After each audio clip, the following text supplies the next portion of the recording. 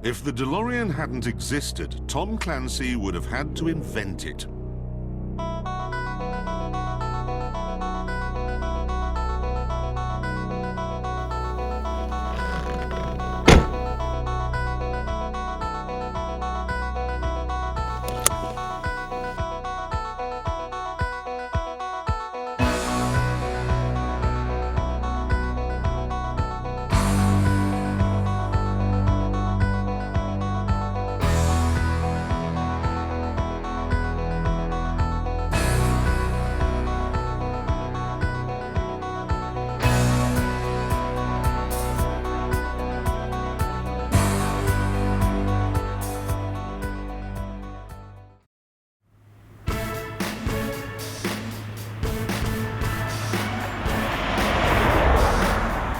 For as long as I can remember, I have wanted to own a DeLorean.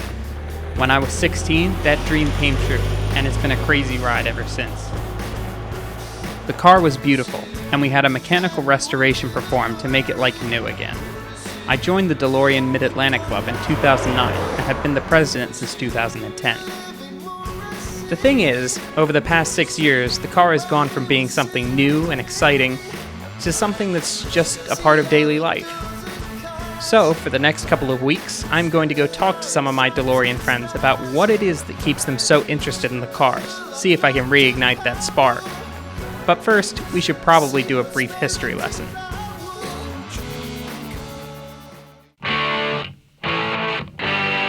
Our story starts in 1976. A man by the name of John DeLorean had just left General Motors a few years prior to start his own car company. John was responsible for the muscle car era, which started when he put the Pontiac GTO on the road. He went from being the head of Pontiac to the head of Chevrolet and was rumored to be next in line for the CEO of General Motors when he left to start the DeLorean Motor Company. John decided he wanted to build an ethical sports car. John, was it always a dream to build your own car? I don't think it always was, but after working for General Motors for many years, and I think it sort of came to me one time when I was making the new car announcement, and we're telling the dealers and the public what a dramatic and miraculous new car this was. And it really wasn't. It was the same old car with the fenders bent a little bit differently. And so I thought, I just can't keep doing this. The body was designed by Giordetto Giugiaro in Italy and was required to be made of stainless steel and have gull-wing doors, just like the Mercedes 300 SL John had in his car collection. The result was Prototype 1, a car which graced magazine covers for years.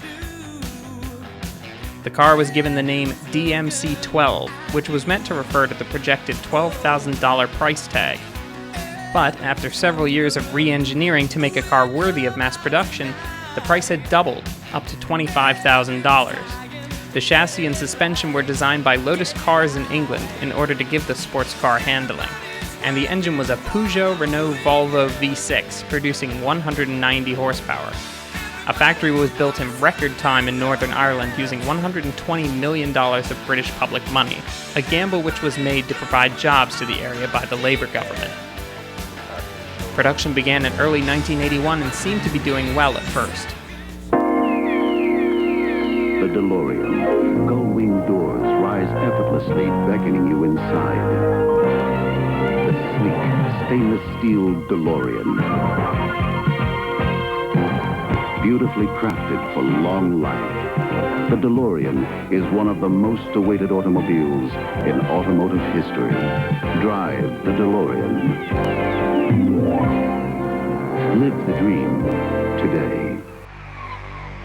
There were complaints, however, that the PRV engine, which had to be down-tuned to 130 horsepower to meet United States emissions regulations, made the car underpowered, with a 0 to 60 time of 12 seconds, average for the day, but slow by today's standards.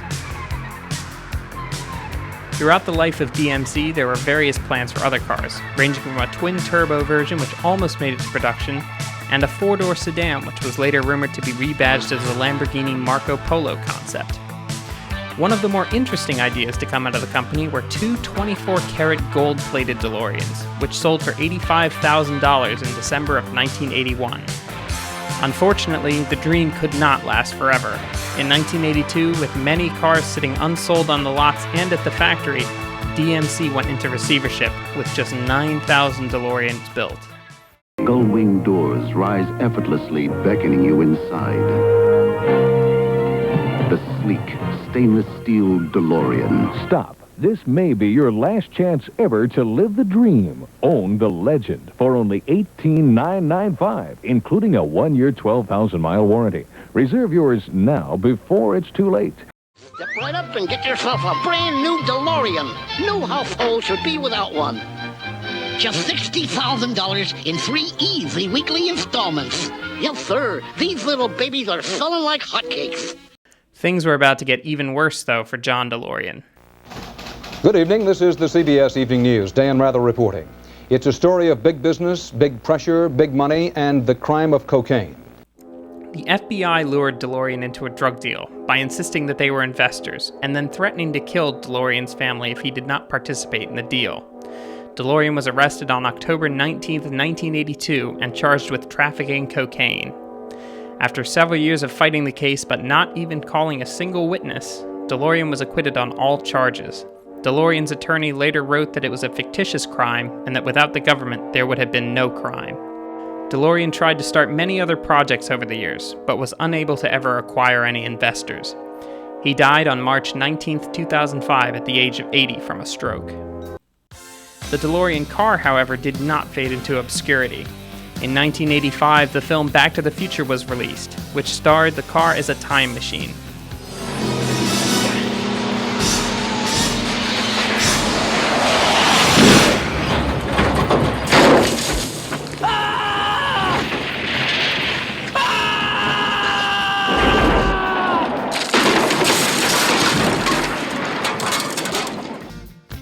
The movie went on to become one of the highest-grossing films of 1985 and has remained a cultural icon ever since. As a result, the DeLorean has popped up in quite a few places over the years.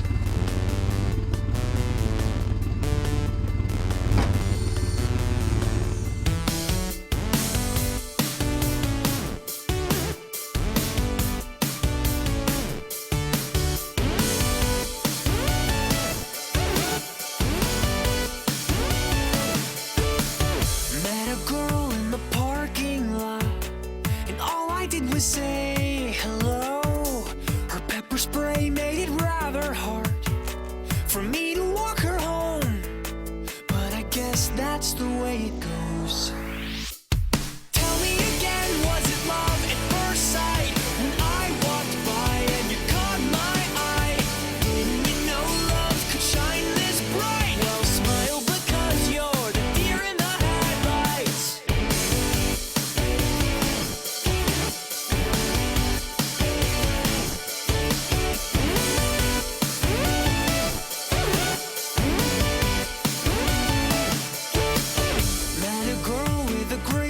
Charm, but when beauty met the beast, he froze. Got the sense I was not her type. I had a black eye and bloody nose, but I guess that's the way it goes. Tell me again, was it love? The DeLorean's status as an icon of the 1980s has not gone away. The car is now one of the most easily recognized cars on the road, even if people only know it as the car from Back to the Future. As for modern DeLorean owners, we have more help than ever keeping our cars on the road. A company in Texas which calls themselves the DeLorean Motor Company has acquired all the remaining parts from the original factory and provides sales and service around the world, and recently announced their plans to build an electric DeLorean in 2013 using some of their remaining inventory. Bust it. I start my trip by heading up to southern Pennsylvania to meet two brothers, Alex and Matthew Bozovich. They are relatively new in the DeLorean community, but I'm interested to ask them what got them into their car in the first place. Why, out of all the cars that you could have possibly gotten, why a DeLorean? Because it's awesome. Yeah, why not a DeLorean? It's the only car you can buy for 20 grand or less that everyone thinks is worth $1 million. And why a red DeLorean? Because it was cheap. Yeah, it's only when we're looking for DeLorean, it's the only car that condition that fit our budget was a painted one, obviously. So that's why we went with it more than anything else. Alex and Matthew have spent the better part of several months working to take their car back to its original stainless steel look. It was painted red at the dealership 30 years ago, and over time, that paint has turned orange. They have been using chemicals and elbow grease to take all the paint off, taking the car apart in the process. How hard has the paint stripping process been? Because you were telling me that it was going to take forever. So what's that sort of wound up being? Actually, not nearly as hard as we thought it was going to be. The original owners, I guess, whoever painted the car in the first place, they didn't scratch up the stainless to scuff it for the paint to adhere better.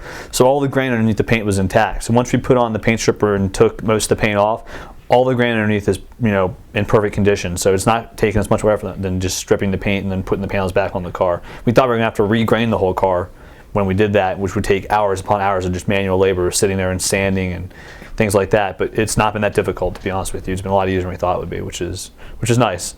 So what sort of people do you think buy DeLoreans? Like what sort of categories of people? There's definitely I'd say I'd say three. I think you could probably break down all the DeLorean owners in three. The first is the original owners, the older gentlemen who bought it back in the day because they could, and they still have the car. And we have a few of those in our club. I mean, they're definitely they don't really seem much into the car other than, it was a DeLorean. When they bought it, it was a sign of luxury, and they've just kept the car since then. Then the second group of owners, I feel are people a little older, but it's almost like the DeLorean is kind of when they saw the movie, they were probably in their 20s, I'd say, teens, 20s, 30s, and it was still cool enough, and they're kind of into the whole trying to be a part of the movie and the whole Back to the Future crowd, that kind of stuff.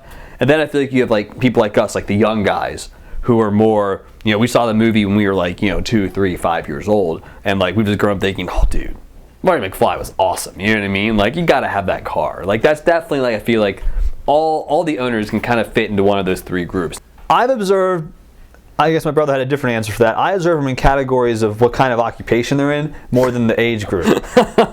I've noticed there's three groups. The original owners are pretty much retirees at this point. They're people that bought the car in the early 80s, 81, 82, 83, and still have the car. They like the car for whatever reason. There's a couple of those around. They're at this point mostly retired because they were probably in their 30s or 40s when they bought the car. And then I noticed there's two other groups: engineers and finance people. And everyone else that owns a car is either very mechanically inclined or is an engineer and has some kind of mechanical or electrical or some kind of background that the car interests them in other ways, or they're really good at fixing the car, or for some reason they work in the finance or accounting industry or something like that. And I don't know why that is, but everyone in our club basically is either an engineer or in computer science with but they're pretty tech savvy, or electronic savvy, or car savvy in general, or they're in finance. And I don't know why that is, but those three kinds of people seem to gravitate towards the DeLorean, I find, more than any other kind of people. How long have you wanted one? How old am I? I'm 28, so 26 years. Okay. Why, since that early? What was it that... Back to the Future. You saw it when you were 2? Yeah, it must have been. I mean, it came out in 85. I was born in 83. First movie I can remember. I mean, so whenever that was, up until last year, is how long I've wanted a DeLorean. How long do you plan on keeping the car? Till I die. Till you die. And then I'll probably have it disassembled and put it in my coffin with me, so no one else can have it. I'm taking it with me. It's going with me. I'm never getting rid of that car unless... No, there's no unless. I don't care if they foreclose on my house. I'm living in the car. Yeah, it's not leaving. No way. Yeah, not happening. Don't ever plan on getting rid of it. Ever, ever, ever. I don't know. It's not so much you don't plan on it, because sometimes you don't plan for things and they happen. We're not getting rid of it. Right.